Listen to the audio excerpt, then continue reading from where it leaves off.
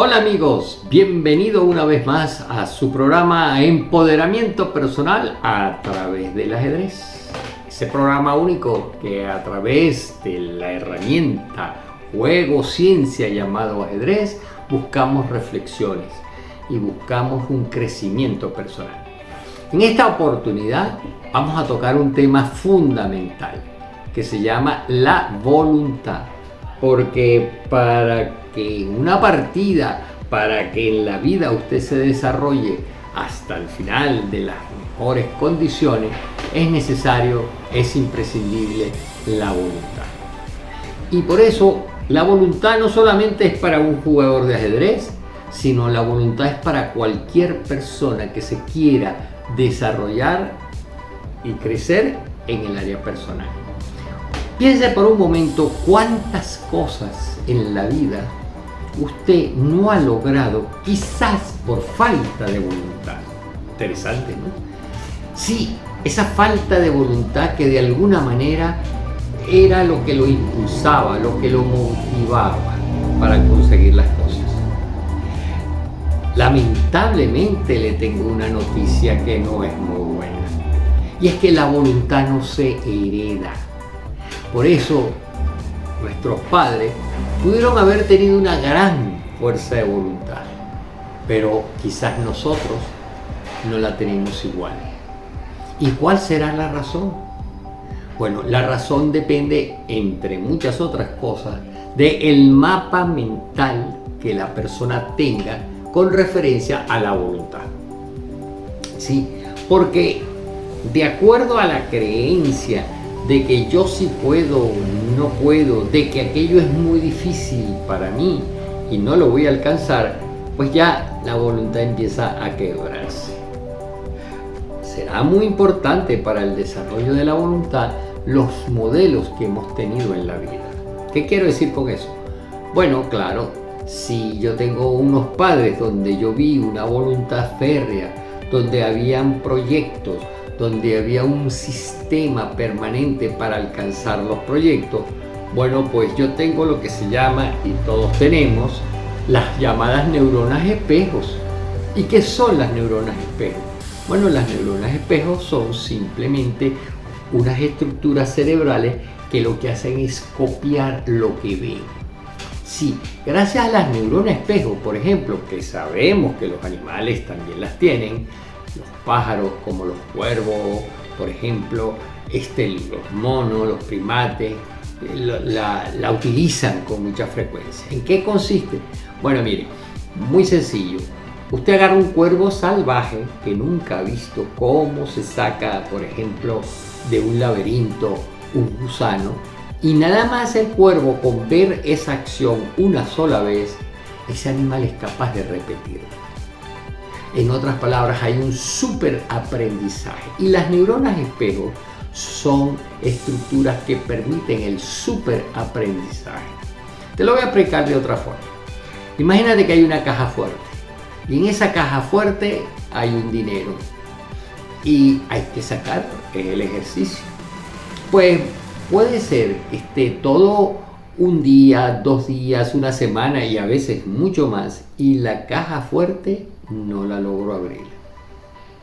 Sin embargo, viene una persona que sí sabe la combinación y simplemente con tantos a la derecha, tantos a la izquierda, tantos para adelante, tantos para atrás, yo al verlo ya lo aprendo y yo podré abrir la caja fuerte. ¿Qué pasó?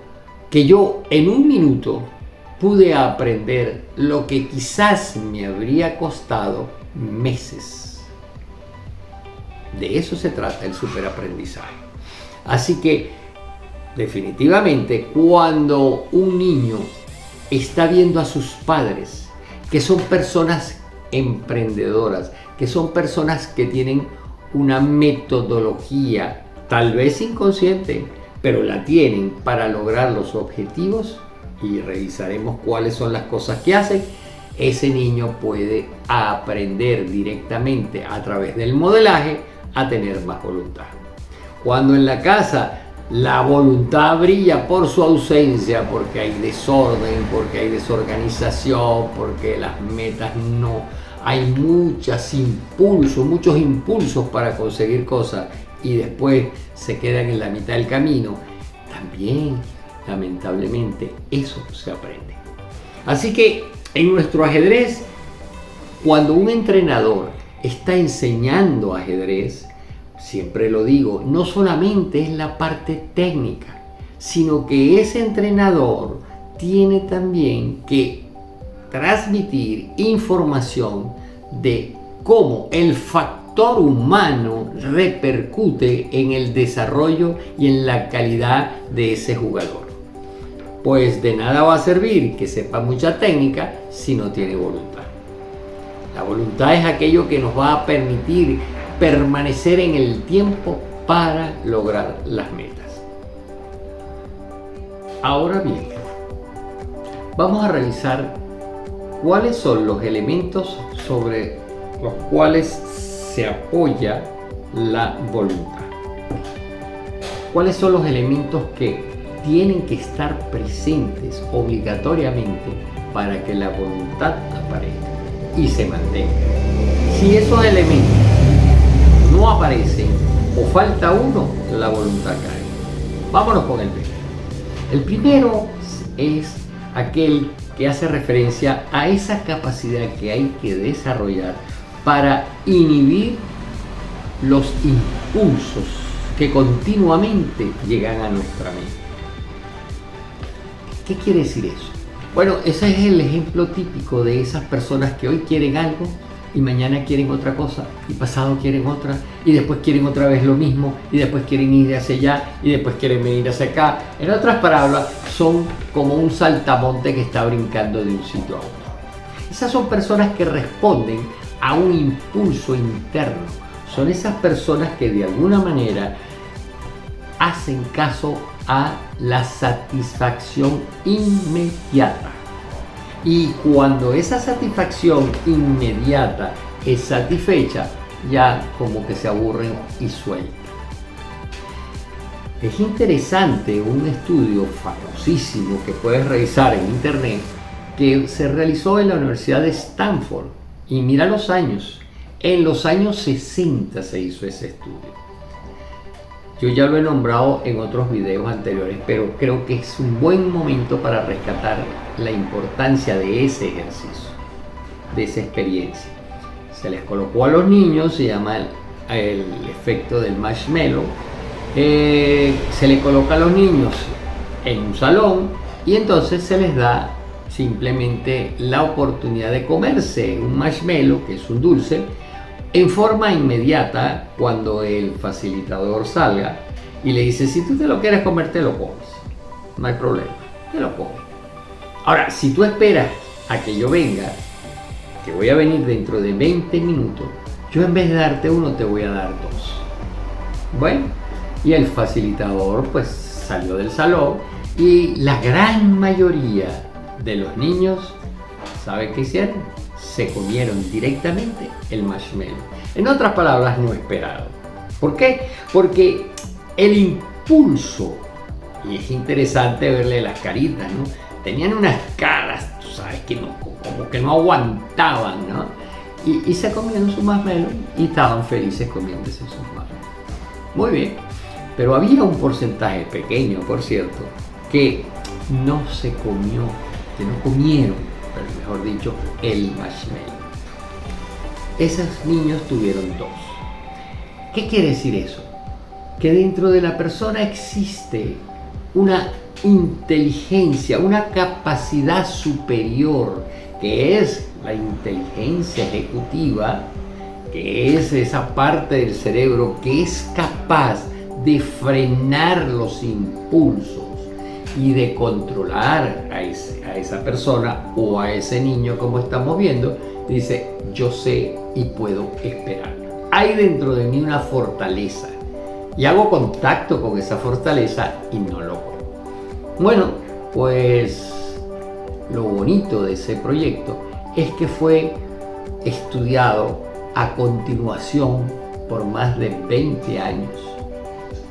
Y resultó que aquellos niños que comieron el dulce bajo los impulsos no eran tan exitosos en la vida como lo fueron los que sí supieron controlar los impulsos.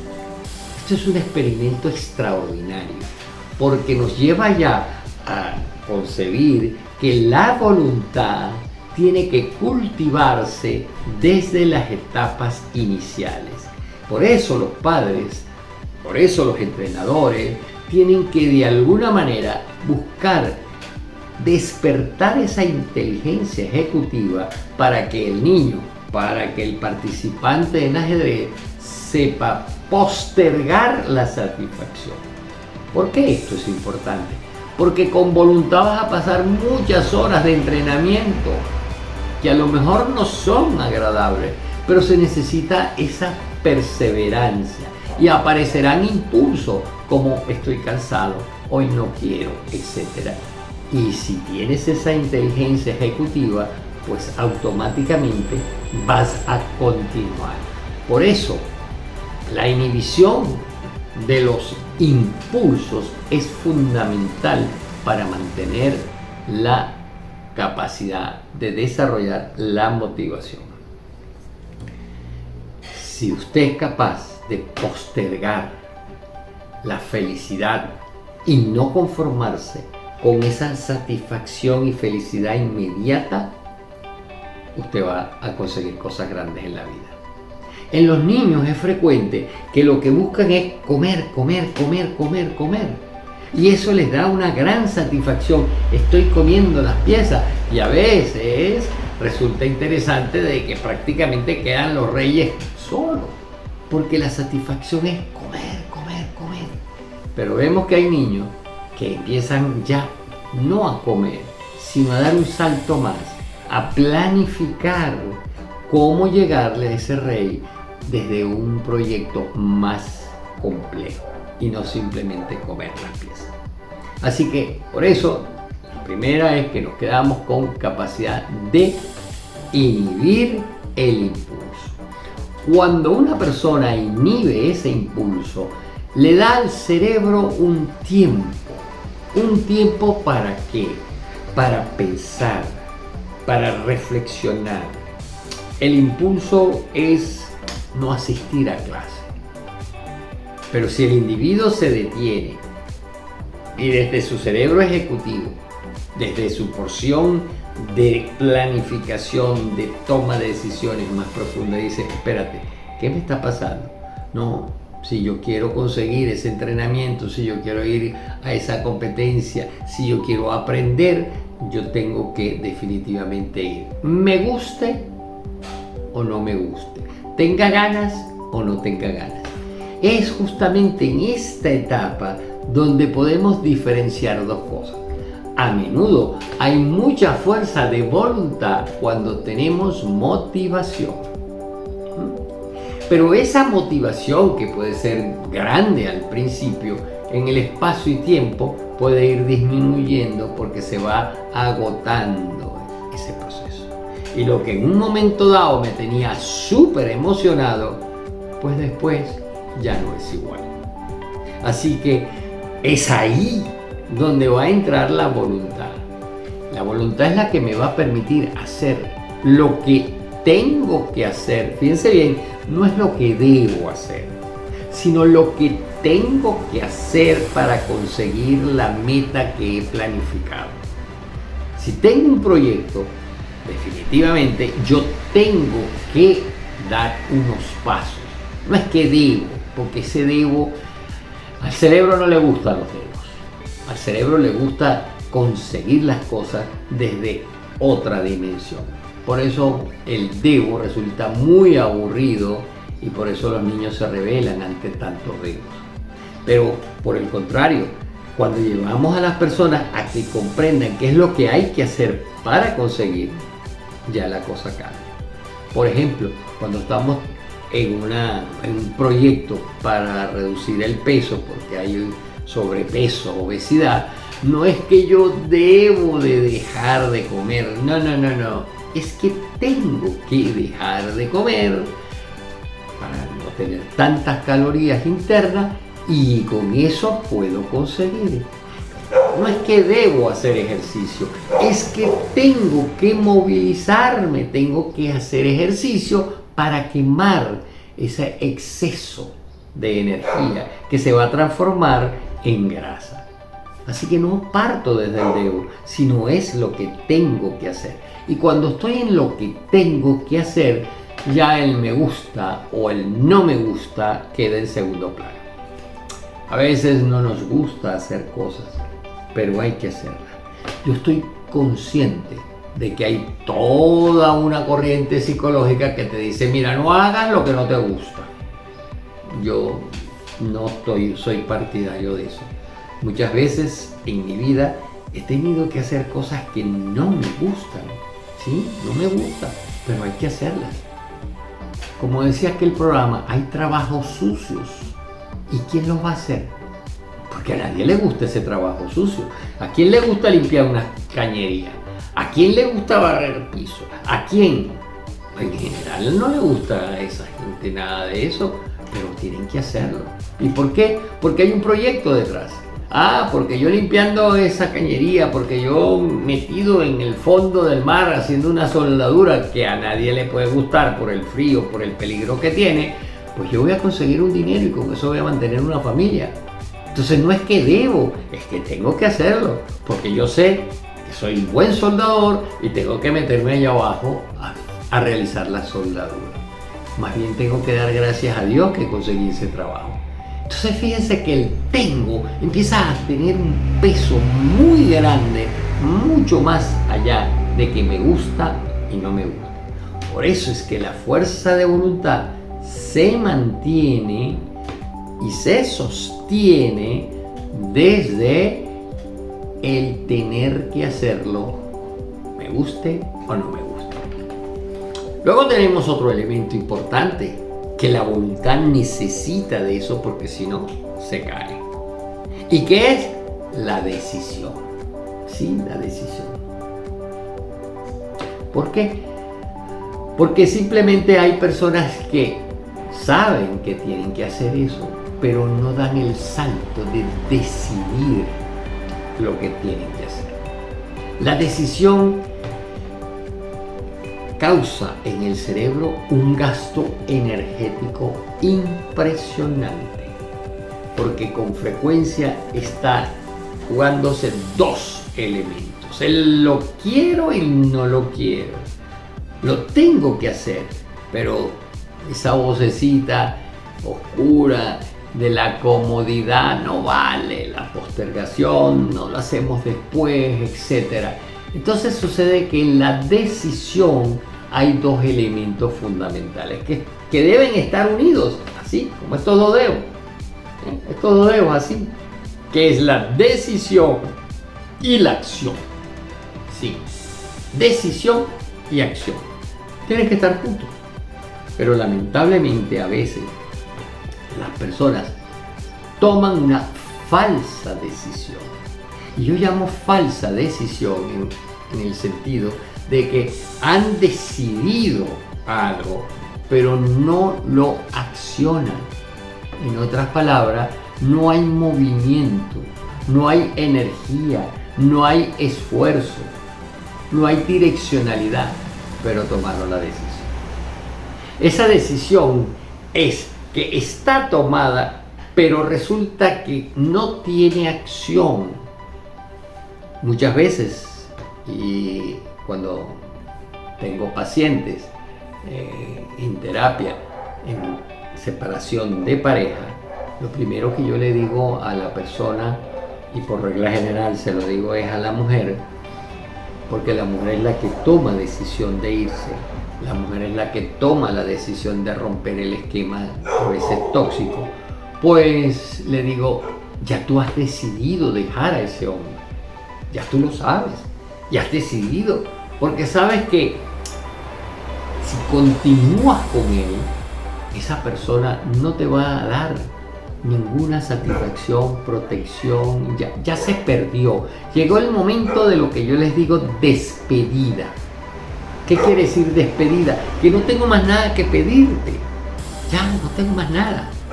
Porque lo que me des no me llena. pero tampoco tengo más nada que darte. Y si no tengo nada que pedirte y nada que darte, definitivamente me despido de ti. Pero ojo, esa despedida tiene que hacerse cuando esa mujer tiene las piernas, los pies bien puestos sobre la tierra.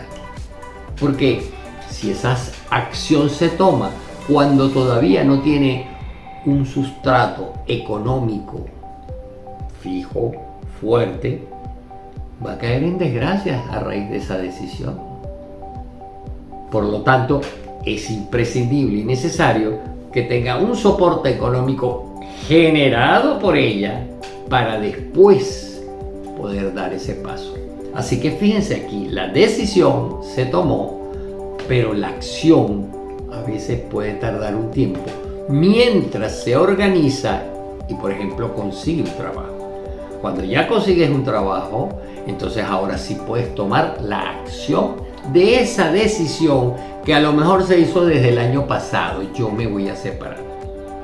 Así que lo mismo sucede con los jugadores de ajedrez. A veces toman decisiones, pero resulta que esa acción de compromiso, de perseverancia con esa idea no ocurre. Y entonces se queda ese proyecto como un ensueño. Y se queda ahí. Simplemente se queda ahí. Así que vemos la importancia primero de inhibir los impulsos para no caer en esas infinitas tentaciones que se pueden presentar en el camino. Segundo, reflexionar. Y entonces en esa reflexión me doy cuenta que tengo que no caer en aquello. Tercero, tomar decisiones, porque a raíz de esa reflexión digo, no, esto no me acerca a la meta, esto me aleja. Sin embargo, tengo que decirles que mientras más tiempo paso en reflexionar y darle vuelta, es muy probable que me consuma tanta energía que después no tome la decisión. ¿Por qué? Porque empiezan a aparecer en tu cerebro expectativas catastróficas. En toda decisión hay un riesgo a que algo salga mal. Por eso se dice que las decisiones hay que tomarlas antes de contar a 10. Porque ya tu inconsciente, ya tu profundidad te dice si tú sabes lo que hay que hacer en realidad. Entonces, muchos autores nos dicen que la decisión hay que tomarla antes de 10 y punto. Y asumen las consecuencias. ¿Que fue mala? Bueno, no importa. Pero tomaste la decisión. Fíjense, cuando usted tiene una liga y esa liga la empieza a estirar, esto es el tiempo. Y mientras más estira, más tensión. Y mientras ocurre eso, fíjese cómo tiembla del esfuerzo tan grande. Lo mismo sucede con las decisiones. Cuando usted no toma la decisión, su cuerpo está así. Y yo eso lo vivía mucho en mi época de estudiante universitario. Que yo sabía que tenía que estudiar algo. Y lo dejaba para después, y lo dejaba para después, y lo dejaba para después. Y yo recuerdo, pero clarito, que me acostaba y tenía que ir a la biblioteca y buscar aquel libro que yo sabía que ya yo había leído antes y sabía que había algo en ese tema que yo tenía que investigar. Y no lo hacía. La tensión era impresionante. Puedes creer que a veces hasta soñaba con eso, que tenía que hacerlo y las consecuencias que podían ocurrir. Basta y sobra que iba a la biblioteca, revisaba, sacaba el extracto de lo que yo sabía que estaba ahí y ¡pac! La liga se rompió. Ya está. Por eso es que es importante tomar las decisiones y no alargarlas mucho. Y con frecuencia, se los he dicho, cuando estamos jugando ajedrez, resulta que la decisión de hacer algo de esa idea que surgió original, cuando la postergas buscando una mejor jugada, que es válido, hay que seguir buscando las alternativas, con frecuencia las estadísticas demuestran que la mejor jugada hubiera sido la que pensaste. Aquí, por supuesto, no sucede lo mismo que decía Lao Tse, que la sabiduría es algo que con los años, con el aprendizaje, con las experiencias, tú vas a ir adquiriendo. Lao Tse fue uno de los más famosos filósofos de la cultura china, porque él nos decía que teníamos que ser como el agua, y el agua era en un momento invisible como este. El agua podía ser líquido y nos podíamos dar cuenta de cómo esa agua se amoldaba a cualquier espacio. Tomaba la forma de una gota de agua, pero después caía en un vaso y tenía la forma de un vaso. Y luego iba por una tubería, iba eso, y luego se incorporaba en el cuerpo y desaparecía. Ese es el privilegio del agua, que tiene una flexibilidad impresionante. Pero Lao Tse también nos dijo que también había la situación de que el agua en un momento dado se solidificaba y era tan dura como una piedra. Tenía una firmeza absoluta. Y en la vida tenemos que tener firmeza, porque esa firmeza implica un quantum de voluntad. Firmeza para mantenerme en los principios. No puedo ser flexible en los principios. Yo no puedo ser medio ladrón. Yo no puedo ser medio asesino. Yo no puedo estar media preñada o embarazada. No. Yo estoy o no estoy. Así es la firmeza. Que no es que sea rigidez, es firmeza. Pero a veces tengo que ser flexible. Entonces un alumno le preguntó a un discípulo en aquella época, le preguntó a Lao Tse, ¿y cuándo puedo ser cada uno?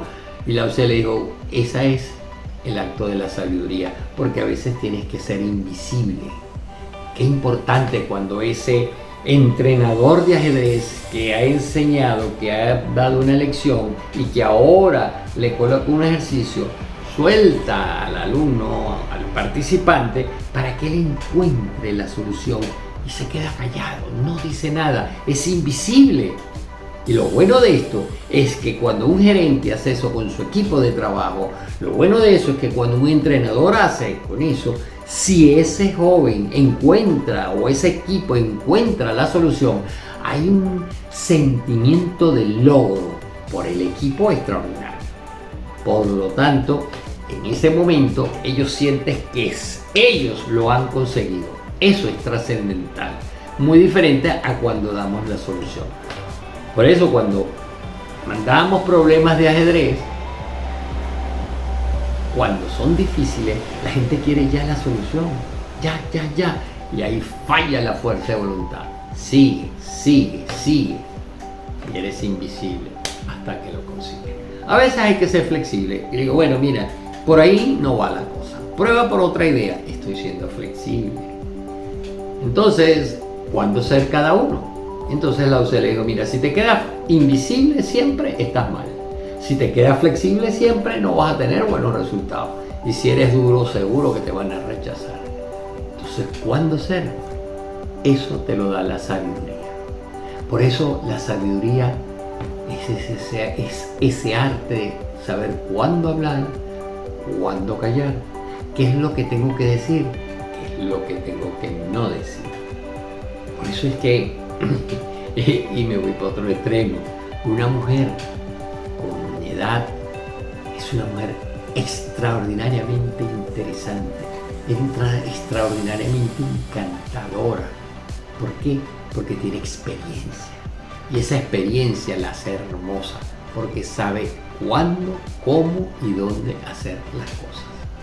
Mientras que el impulso que tienen las jóvenes a veces, propio de esa energía, hace que definitivamente no tenga esa capacidad y funciona y reacciona impulsivamente. Ahora nos falta el último elemento, porque son 4. Y el cuarto y último elemento en este caso que vamos a analizar es aquello de mantener en el tiempo esa decisión. porque a veces se toma la decisión con mucho ahínco y después no, hay que mantenerla en el tiempo. Y eso implica perseverancia. Y la perseverancia es un elemento tan extraordinario que por eso la voluntad, hoy puedes tú, pero escribirlo. ¿Tú quieres llegar a ser una persona exitosa? Cuando tú ves una persona exitosa, es más exitosa por su voluntad, oye bien, por su voluntad, que a veces por su inteligencia. Y esa es la respuesta porque a veces consigues personas que te dicen, oye, pero este tipo es que no tiene materia gris. Tal vez no tenga materia gris, pero tiene voluntad. Y esa voluntad de permanencia en el tiempo es lo que hace que logre las cosas.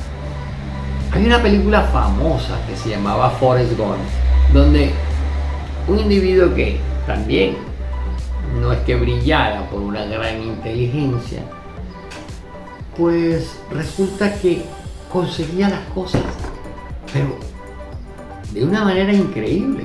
Y no solamente que las conseguía, sino que era un modelo de referencia para otras personas y las otras personas lo seguían. ¿Y cómo lograba él? Bueno, porque en su afección cerebral que tenía, cierto toque particular, resulta que es constante. Agarraba una raqueta de ping-pong y taqui, y se perfeccionaba tanto que era el mejor. Lo que fuera, él lo tomaba, y cuando lo tomaba es que no paraba hasta perfeccionar. Un día se le ocurrió correr y resulta que recorrió pues medio Estados Unidos y se hizo famoso corriendo y empezó un gentío detrás de él a correr. Modelo, neurona espejo. Y la gente corría detrás de él. ¿Y por qué? Bueno, porque él es un extraordinario hombre y está demostrando que sí se puede, etcétera, y un gentío. Y en un momento dado el individuo se para y dice, ya no corro más. Ya no corro más. Y todo el mundo se quedó así. ¿Y qué pasó? Ya, dejé de correr. Ya no corro más. Pero, qué motivación, qué constancia, qué voluntad para permanecer corriendo tanto tiempo. Así que, teniendo estos elementos, ahora podemos comprender la importancia trascendental que tienes que tener en la vida con referente a la voluntad. La voluntad es la que te va a llevar a ser exitoso, sin duda alguna.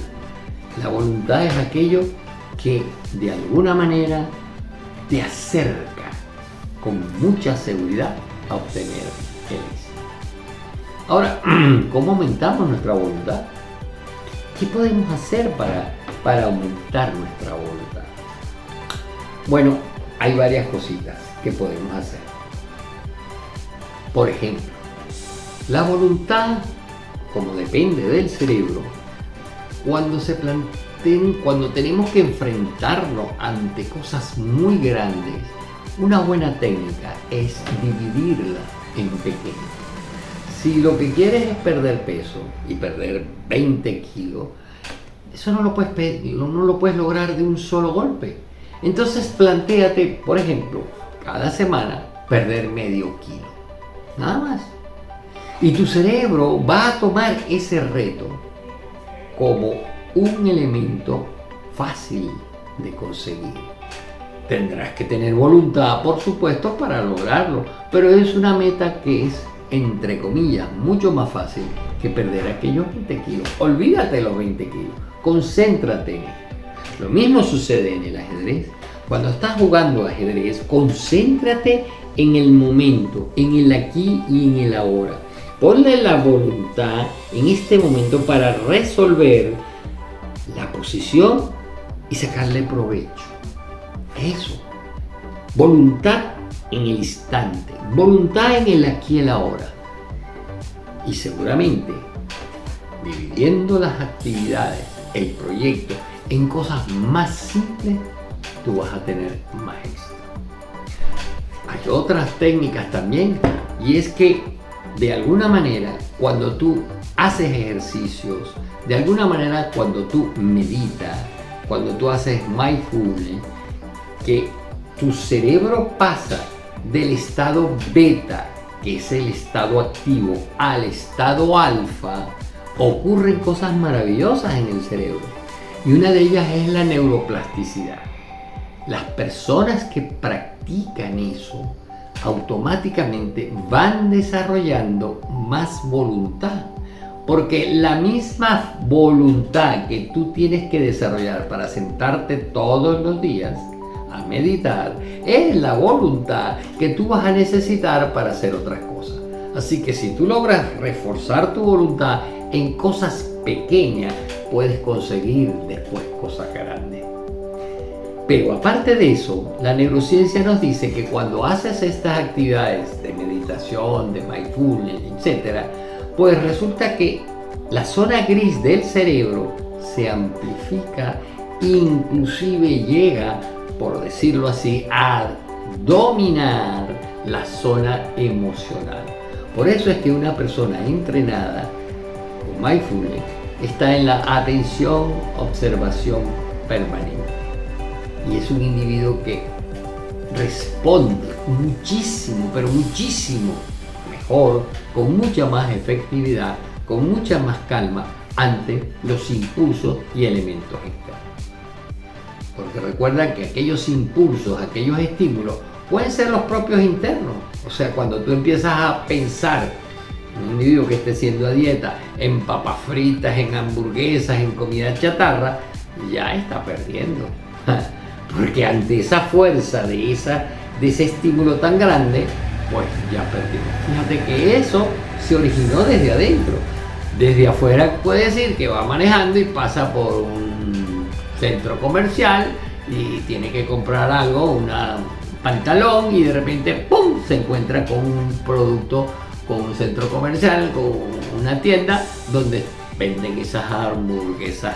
Y digo eso simplemente porque es lo clásico. Ahí tenemos un estímulo externo. ¿Cómo respondo yo ante lo externo? ¿Cómo responde yo ante lo interno? Pues eso va a marcar la diferencia. Las personas, repito, que han desarrollado esa capacidad de meditación, de mindfulness, son personas que son capaces de responder totalmente diferente ante esa situación. Así que tenemos varias formas de lograrlo. Y quizás, para terminar, es interesante la observación que ha hecho la neurociencia. Cuando usted piensa en usted, se activan unas partes del cerebro. Pero cuando usted piensa en otra persona, se activan otras partes del cerebro. Esto es interesante. Quiere decir que su cerebro tiene una conciencia de funcionamiento de ese yo personal. Y cuando estoy pensando en otra persona, otra parte se activa. Muy bien. Pero se encontró algo bien interesante. Y es que cuando esa persona se plantea cómo se va a ver en el futuro, se activan las mismas zonas que cuando esté viendo a otra persona. Ya no es él, es un extraño. El cerebro se activa a otras áreas, es otra persona. ¿Y para qué? ¿Y por qué esto es importante? Porque la autoimagen que usted tenga en el futuro de usted va a determinar muchas cosas. Primero activa una parte del cerebro.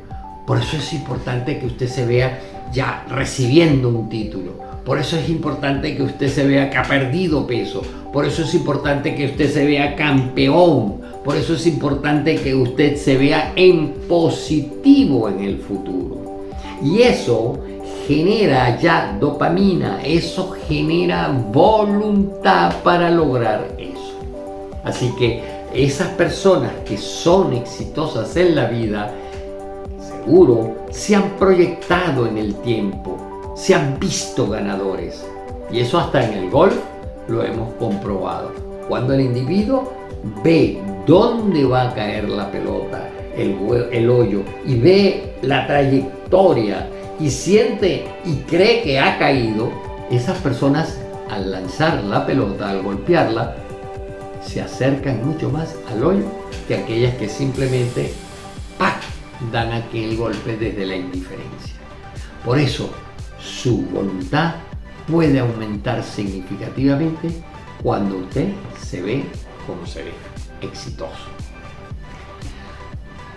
Pues bien, espero que este video les haya servido y sea de utilidad para usted joven, para usted adulto, para ti niño, que tienes que fortalecer tu voluntad, porque sin ella no vas a lograr éxito en la vida.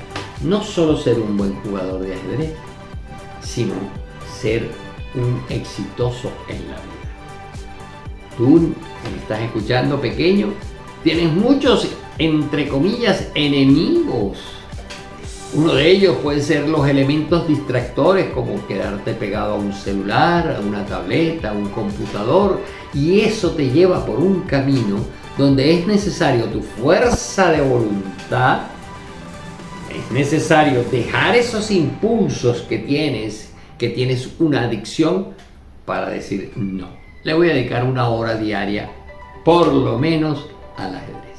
Si tú quieres ser un buen jugador de ajedrez, solo la voluntad te puede llevar a lograrlo.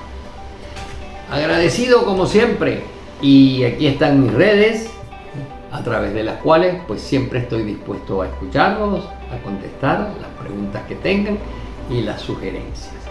Nos seguiremos viendo en nuestro programa Empoderamiento Personal a través del ajedrez.